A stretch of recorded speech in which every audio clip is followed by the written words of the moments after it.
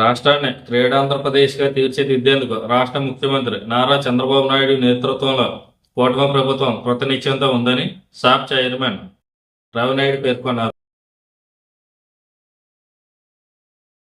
పూతల వీరభద్రరావు గారి పేరుతో నెలకొల్పిన ఈ స్టేడియాన్ని అభివృద్ధి చేయాలన్న లక్ష్యం వెనకబడుతోంది. గతంలో నందమూరి తారక రామారావు గారి నిధులతోటి ఐడిఎస్ఎఫ్టీలో చుట్టూ షాపింగ్ కాంప్లెక్స్ కట్టాం. ఆ తర్వాత గ్యాలరీలు కట్టి ఇక్కడ ఒక ఓపెన్ ఎయిర్ థియేటర్ లాగా చేసి దీన్ని ఫుట్బాల్ అదేవిధంగా మల్టీ పర్పస్గా వాడుకునేలాగా స్టేడియం నిర్మాణం చేయాలని గ్రాంట్లు 2 కోట్లు రిలీజ్ చేసాం. తర్వాత వచ్చిన ప్రభుత్వం దాన్ని నిలిపివేసింది. అక్కడ వేసిన గొంగళి అక్కడే ఉంది. మరలా క్రికెట్ స్టేడియం అంటే మొదలుపెట్టారు.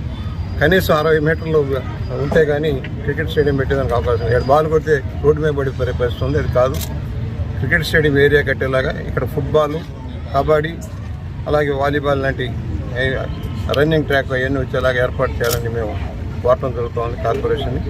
దాని మీద ఇవాళ షాప్ చైర్మన్ యువకుడు ఉత్సాహవంతుడు రవినాయుడు గారు ఇక్కడికి వచ్చారు. దాన్ని ఒక ఆలోచన చేసుకుని దీన్ని త్వరలో రూపకల్పన చేసి ఒక సంవత్సరంన్నరలో దీన్ని కంప్లీట్ చేయాలి. ఎక్కడ పెండింగ్ ఉంది, ఎందుకు కంప్లీట్ ఉంది, గతంలో ఇచ్చిన ప్లాన్ ప్రకారం చేసి గ్యాలరీలన్నీ కట్టి బాగా నగరం నడిబొడ్డున ఉంది, అందరికీ ఉపయోగపడే స్టేడియం కనుక దీన్ని త్వరగా పూర్తి చేయాలనే నిర్ణయాన్ని మేము అందరం ఆలోచన చేస్తున్నాం. ఈ మధ్య మున్సిపల్ కార్పొరేషన్ కొన్ని నిధులు కేటాయింపు చేశారు. గతంలో షాప్ తరఫున కేటాయింపు చేసిన నిధులు కూడా ఉన్నాయి. మొత్తం మీద 6-7 కోట్ల రూపాయలు ఖర్చు అయినా సరే ఈ స్టేడియాన్ని ఆధునీకరిస్తే అన్నిటికీ పబ్లిక్కి కూడా ఉపయోగపడుతుంది. అనేక సమావేశాలు కూడా వేదిక దీన్ని తీర్చిదిద్దుకోవచ్చు. దాన్ని వెంటనే పూర్తి చేయాలని వాళ్ళ రవినాయుడు గారికి స్వాగతం పలుకుతూ మనం పూర్తి అవ్వాలి. ఇది మన డ్రీమ్ ప్రాజెక్టుగా ఉండాలని కోరుకుంటాం. ప్రింట్ మీడియా వారికి నమస్కారం తెలియజేసుకుంటూ, మా పెద్ద ఆయన సీనియర్ నాయకులు బుచ్చయ్య చౌదరి గారు రాజమండ్రి కళలకు క్రీడలకు వేదికగా ఉండాలి. నందమూరి తారక రామారావు గారి ఆలోచన ఏదైతే ఉందో ఆయన వారసులుగా ఉన్న బుచ్చయ్య చౌదరి గారు రాజమండ్రిలో క్రీడలను ప్రోత్సహించాలి, తదనుగుణంగా కార్యాచరణ రూపొందించాలని చెప్పి ఆ రోజు తెలుగుదేశం ప్రభుత్వంలో చంద్రబాబు నాయుడు గారిని దృష్టికి తీసుకెళ్ళి ఇక్కడ కానీ మల్టీపర్పస్ గేమ్స్ కానీ ఇదే స్టేడియం, ఎందుకంటే నడిబొడ్డున ఉంది, ఈ గ్రౌండ్ కానీ యూటిలైజ్ చేయగలిగితే మల్టీపర్పస్గా యూటిలైజ్ చేయగలిగితే మన పిల్లలందరూ ఇక్కడే ఆడుకుంటారు. ఆడుకోవడంతో పాటు నేషనల్ స్టాండర్డ్స్ కానీ ఇక్కడ నిర్మాణంగా చేయగలిగితే ఇక్కడే ట్రైన్ అయ్యి ఇక్కడే గేమ్స్ నిర్వహించుకొని మన పిల్లలు జాతీయ స్థాయిలో కూడా పోటీల్లో పాల్గొనే పరిస్థితి ఉంది. రాజమండ్రి బిడ్డలు మెడల్ సాధించే పరిస్థితి అని చెప్పి ఆ రోజు ఆలోచించి ముఖ్యమంత్రి గారికి ఇక్కడ క్రీడా వికాస కేంద్రాన్ని నిర్మాణానికి రూపకల్పన చేసినప్పుడు ఆ రోజు స్పోర్ట్స్ అథారిటీగా ఆ రోజు నిధులు కూడా కేటాయించడం జరిగింది. కేటాయించిన తర్వాత దీన్ని ఎగ్జిక్యూషన్కి మున్సిపాలిటీకి అప్పగించడం జరిగింది. తర్వాత మీకు అందరికీ తెలుసు, తెలుగుదేశం ప్రభుత్వం పక్కకు పోవడం, ఒక గ్రహణం బట్టి క్రీడల గ్రహణం బట్టి జగన్మోహన్ రెడ్డి అధికారంలోకి రావడం, క్రీడా రంగాన్ని సర్వనాశనం చేయడం, అనాలోచిత నిర్ణయంతో పరిపక్వత లేని నాయకత్వం ఇక్కడ ఉండడం, దీన్ని క్రికెట్ స్టేడియంగా ప్రపోజల్ పెట్టడం. అసలు క్రికెట్ స్టేడియం పెట్టాలంటే ఎంత ఉండాలని కూడా అవగాహన లేని ప్రజాప్రతినిధులు ఉండడం. ఇప్పుడే మా పెద్ద ఆయన చెప్పారు, కొడితే బాల్ అప్పకపోయి పడితే దేనికి గ్రౌండ్ దేనికి ఉపయోగంలో తీసుకోవాలనేది కూడా ఆలోచన లేకుండా దీన్ని క్రికెట్ స్టేడియం అని చెప్పి ఇచ్చారు. ఇప్పటికే మా దగ్గర ఉంది. ఆ రోజు బుచ్చయ్య చౌదరి గారు ఇచ్చిన, ఆయన సొంతంగా హైదరాబాద్ నుంచి ఒక టీంని తీసుకొని వచ్చి దీన్ని ఇట వాలీబాల్ కానీ, ఫుట్బాల్ కానీ, కబడ్డీ కానీ, ఖోఖో కానీ ఇవన్నీ కానీ ఇక్కడే నిర్వహించుకునే విధంగా మల్టీపర్పస్ గేమ్స్ నిర్వహించే విధంగా ఒక డిపిఆర్ రెడీ చేయడం జరిగింది. ఆ డిపిఆర్ ప్రకారంగా జరుగుంటే ఇదో బ్రహ్మాండంగా ఇక్కడున్న పిల్లలందరూ కూడా ట్రైన్ అయి ఉంటారు. మీరు కూడా ఎవరైతే మీడియా ప్రతినిధులు కూడా ఇక్కడే వాకింగ్ చేసుకొని ఇక్కడే మీ పిల్లలు కూడా ఇక్కడే ట్రైన్ అయ్యే పరిస్థితి ఉంది. అవన్నీ కూడా పక్కన పెట్టారు. మళ్ళీ దీని మీద దృష్టి సారిస్తాం. మళ్ళీ తెలుగుదేశం పార్టీ కూటమి పార్టీ అధికారంలోకి వచ్చింది.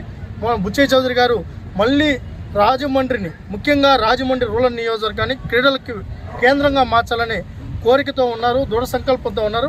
దానిలో భాగంగానే ఏదైతే అసంపూర్తిగా నిలిచిపోయిన క్రీడా వికాస కేంద్రాన్ని కూడా తొందరలోనే పూర్తి చేయడంతో పాటు ఏదైతే మా ఎమ్మెల్యే గారి విజన్ ఏదైతే ఉందో ఇది 2000 నుంచి 3000 మంది చూసేటట్లు, అంటే మొత్తం అవుట్ గ్రౌండ్ సంబంధించి విజువల్గా కూర్చొని చూసి ఇక్కడ ఏం జరుగుతుందో, ఏమేమి మ్యాచ్ చూస్తున్నారో ఇటు ప్రేక్షకులు కానీ పిల్లలకు కానీ ఉపయోగపడే విధంగా దీన్ని ఒక ఏదైతే ఆయన ఆలోచన ఉందో, దూరదృష్టి ఉందో దాన్ని ఖచ్చితంగా ఇటు మున్సిపాలిటీ కానీ స్పోర్ట్స్ అథారిటీ కానీ కంబైన్డ్గా కొలాబరేట్ అయ్యి దీని నిర్మాణం వైపు దృష్టి సారిస్తామని చెప్పి తెలియజేసుకుంటూ ఒకటే బాధేస్తుంది.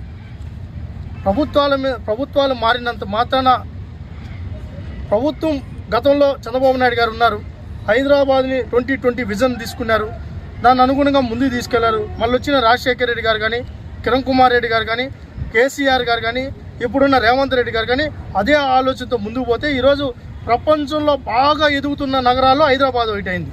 చంద్రబాబు నాయుడు గారు ఈ రాష్ట్రాన్ని క్రీడా ఆంధ్రప్రదేశ్గా మార్చాలని 2016-17లో పాలసీని తీసుకొని వచ్చి విభజిత ఆంధ్రప్రదేశ్లో ప్రతి నియోజకవర్గంలో క్రీడా వికాస కేంద్రాలు ఉండాలని చెప్పి ఆ రోజు అమౌంట్ రిలీజ్ చేసి కన్స్ట్రక్షన్ చేసి 30%, 50%, 80% పూర్తయిన క్రీడా వికాస సంస్థలు ఆ 10%, 20% కానీ ఆ కన్స్ట్రక్షన్ పూర్తయింటే ఈ ఏళ్ళకి 4 ఏళ్లలో పిల్లలు బ్రహ్మాండంగా రాణించేవాళ్ళు. అవన్నీ పక్కన పెట్టారు. ఇదే చూడండి పరిస్థితి ఇంత దయనీయంగా తయారైంది. మళ్ళీ ఈ రాష్ట్రాన్ని క్రీడా ఆంధ్రప్రదేశ్గా మార్చాలని కూటమి ముఖ్యమంత్రి గారి ఆలోచన. మొన్నే స్పోర్ట్స్ పాలసీ కూడా ప్రకటించడం జరిగింది. ఈ రాష్ట్రాన్ని క్రీడా ఆంధ్రప్రదేశ్గా మార్చడం కోసం 3% ఎవరైతే క్రీడాకారులు ఉన్నారో వాళ్ళకి జాబ్ రిజర్వేషన్ ప్రకటించడం జరిగింది. ఎవరైతే నేషనల్ స్థాయికి వెళ్ళారో వాళ్ళకు కూడా direct recruitment jobs, uniform jobs కూడా 5% రిజర్వేషన్ ప్రకటించడం జరిగింది.